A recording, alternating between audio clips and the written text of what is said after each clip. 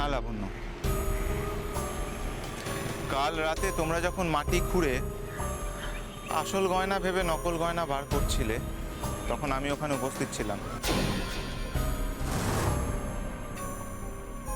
তার মানে কাল রাতে তুমি বাগানে ছিলে? ছিলাম।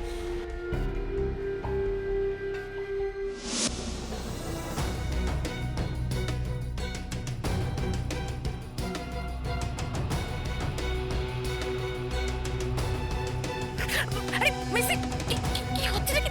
তুমি আছো কেন?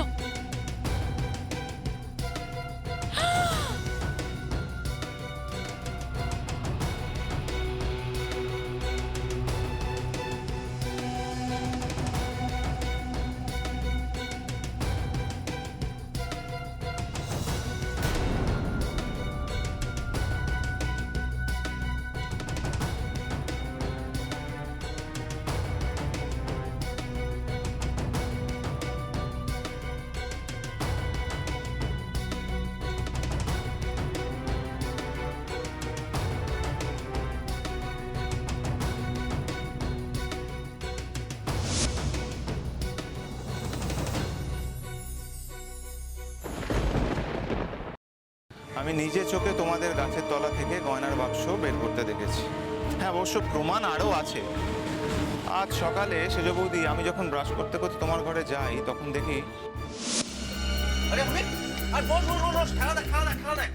গম্ভীর কি মারছে দেখ। নাইস নাইস, আমার তো অফিসের জন্য কিছুই দেখা হয় না, এই এখন দেখছি। ওই সাবজেক্ট এই সাবজেক্ট অমিত বল ভাই, দেখ খেলাটা কি খেলছে। আচ্ছা শোন না, একদিন আমরা নিজেরা ইডেন গার্ডেন্সে খেলাতে যাবো, বুঝলি? হ্যাঁ সবাই মিলে, কি?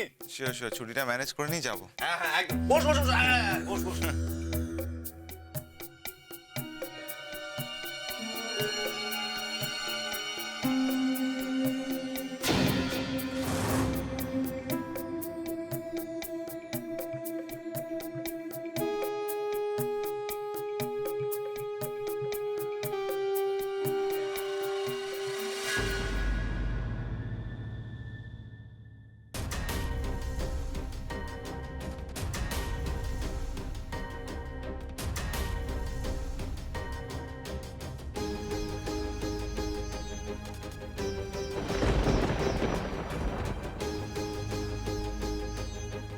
মায়ের ঘরের দরজার সামনে লেগে থাকা কাদার দাগ আর তোমার ঘরের মেঝেতে লেগে থাকা কাদার দাগ দুটোই সেম।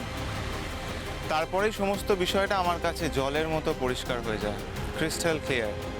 আমার মনে ঘুরতে থাকা সমস্ত প্রশ্নের উত্তরও আমি পেয়ে যাই যে মায়ের ঘরের গয়না আর কেউ নয়, আমার প্রিয় মেজ বৌদি আর সেজ বৌদি চুরি করেছে।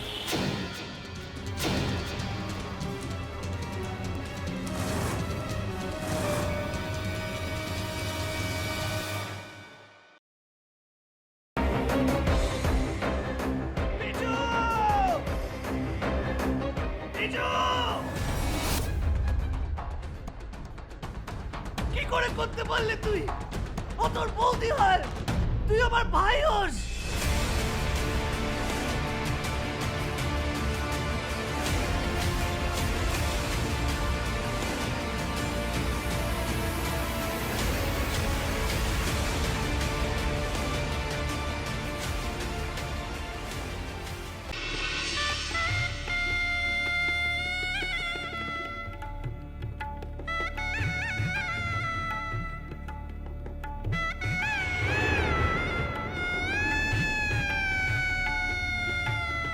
বুঝতে পারছি না আরো একটা বড় ব্লান্ডার করলাম কিনা।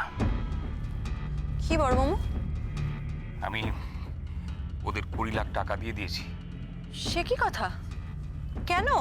তোমার কিন্তু কথা ছিল এই কথাটা 5 কান না করার। যাই বাবা, তাড়াতাড়ি বজরংবলীর পূজাটা দিয়েছি। আমি লাড্ডু না দিলে তো বজরংবলীর ব্রেকফাস্টই খাওয়া হবে না। আরে বাবা, এবার তো কোল থেকে নামাও। ও হ্যাঁ হ্যাঁ, আর যা বললাম মনে রেখো।